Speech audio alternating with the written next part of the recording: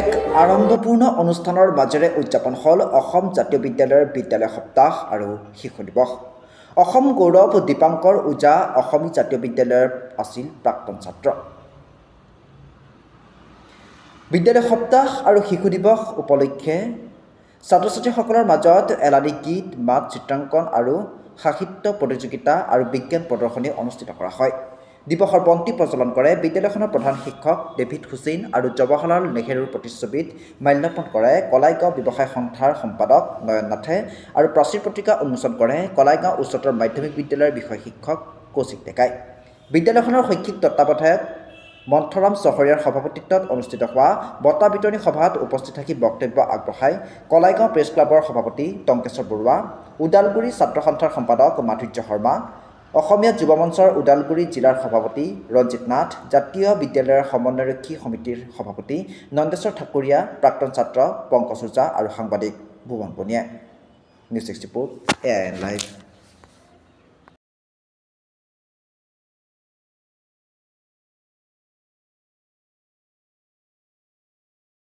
এখন বহুকেইজন শিক্ষকক তেওঁলোকে বিশেষভাৱে পেটৰ ভাতখন দিব বিচাৰিছে।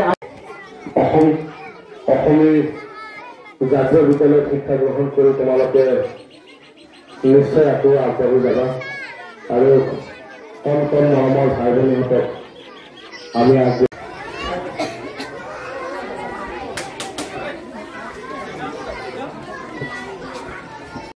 আৰু সাদৰ সম্ভাষণ জনায়। পুলিধৰডাল তেখেতক আদৰণি জনাই আৰু লগতে আমি সাদৰ সম্ভাষণ জনাইছো।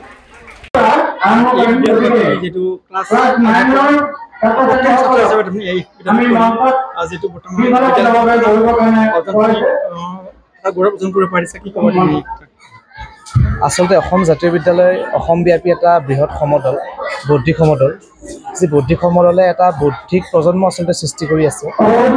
অসমৰ এক সচেতন বৌদ্ধিক নিজৰ ছাত্ৰ ছাত্ৰী আৰু নিজৰ একেবাৰে মূল্যৱান সম্পদ শিশুটিক জাতীয় বিদ্যালয়ৰ সংৰক্ষিত কৰি মানৱ সম্পদ গঢ়াৰ দিশে আস্থা ৰাখিছে জাতীয় বিদ্যালয়ৰ ওপৰত।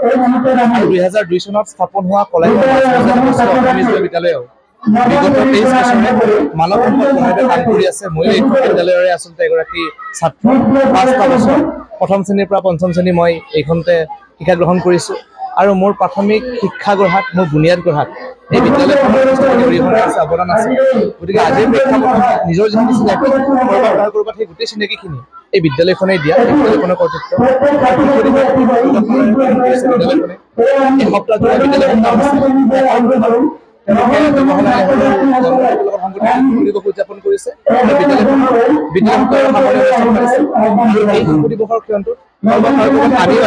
আমাৰ নিজৰ শৈশৱখিনি বিচাৰি পাইছো।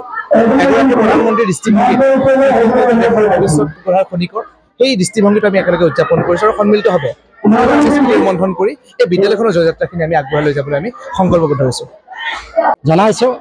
আৰু ভৱিষ্যতে আমাৰ জিলা ভিত্তিত যিবিলাক কাৰ্যসূচী অনুষ্ঠিত হয় সেই অনুষ্ঠানত সুখ্যাতিৰে অংশগ্ৰহণ কৰি ভাল পাৰফৰ্মেঞ্চ দেখুৱাই তেওঁলোকে আগুৱাই যাওক, এই মই জিলাৰ সভাপতি হিচাপে কামনা কৰিছোঁ। আজি হৈছে শিশু দিৱস আৰু সেই শিশু দিৱসৰ লগত সংগতি ৰাখি কলাইগাঁও অসমীয়া জাতীয় বিদ্যালয়ে যিটো অনুষ্ঠান অনুষ্ঠিত কৰিছে, ইয়াত অভিভাৱকসকলৰ অংশগ্ৰহণটো লেখত ল'বলগীয়া। এইকাৰণে লেখত ল'বলগীয়া, প্ৰত্যেকজন শিশুৰ লগত, ছাত্ৰ ছাত্ৰীৰ লগত অভিভাৱকসকল আহিছে, মই দেখা পাইছোঁ। আৰু তেখেতসকলৰ এটাই উদ্দেশ্য, এই শিশুসকলৰ লগত যাতে অনাগত দিনত কেনেকুৱা ধৰণে আগুৱাই যায় তেওঁলোকে প্ৰত্যক্ষভাৱে দৰ্শন কৰি পেলাই নিজ চকুৰে দৰ্শন কৰি আৰু ভৱিষ্যতে ইয়াৰ উত্তৰ কামনা কৰি পেলাই তেওঁলোকে অধিকভাৱে ফলপ্ৰসূভাৱে তেওঁলোকে আগুৱাই নিয়াত সহায় হওক। এই বিদ্যালয়ৰ ধ্ৰুৱতৰা দীপাংকৰ ওজা হয়। তেওঁ সমগ্ৰ এই বিদ্যালয়ৰ পৰা গোটেই দেশখনৰ লগতে অসমৰ এটা গৌৰৱ কৰিছে, য'ত নেকি গুৱাহাটী ইউনিভাৰ্চিটি বৰ্ডত ফাৰ্ষ্ট ক্লাছ হৈছিলে। এই ল'ৰাজনৰ লগত ছাত্ৰটো উদ্দেশ্যে কি ক'ব? আচলতে মই আগতেই কৈছোঁ, অসমীয়া জাতীয় বিদ্যালয় কলাইগাঁৱৰ এটা সুনাম আছে আৰু যিখিনি ল'ৰা ছোৱালী এই স্কুলৰ পৰা ওলাই গৈছে এটা ভাল দৰ্শনেৰে পাৰদৰ্শিতাৰে তেওঁলোকে নিজৰ কৰ্মস্থলীত স্থান দখল কৰিবৰ কাৰণে তেওঁলোকে সক্ষম হৈছে ইয়াতে যিগৰাকী ব্যক্তি দীপাংকৰ ওজা তেখেত পঞ্চম শ্ৰেণীত পঢ়ি পেলাই তেতিয়া এই বিদ্যালয় পঞ্চম শ্ৰেণীলৈকে আছিল তাৰপিছত তেওঁ উচ্চ শিক্ষাৰ কাৰণে বেলেগ বিদ্যালয়লৈ গুচি গ'ল যিহেতু এইখন বিদ্যালয়তে পঞ্চম শ্ৰেণীলৈকে পঢ়িছে আৰু বুনিয়াদটো এইখন স্কুলতে পাইছে যিহেতু ভেটিটো এই স্কুলৰ পৰা পাইছে তেওঁ ভৱিষ্যতে যিকোনো অনুষ্ঠানত ভাল পাৰদৰ্শিতা ৰাখিবৰ বাবে নিশ্চয় সক্ষম হৈছে সেয়ে আমি দীপাংকৰ ওজালৈ এই চেগতে ধন্যবাদ জনাইছোঁ আৰু শুভেচ্ছা জনাইছোঁ আশীৰ্বাদ জনাইছোঁ যিকোনো খবৰ বিজ্ঞাপনৰ বাবে যোগাযোগ কৰক 7896121996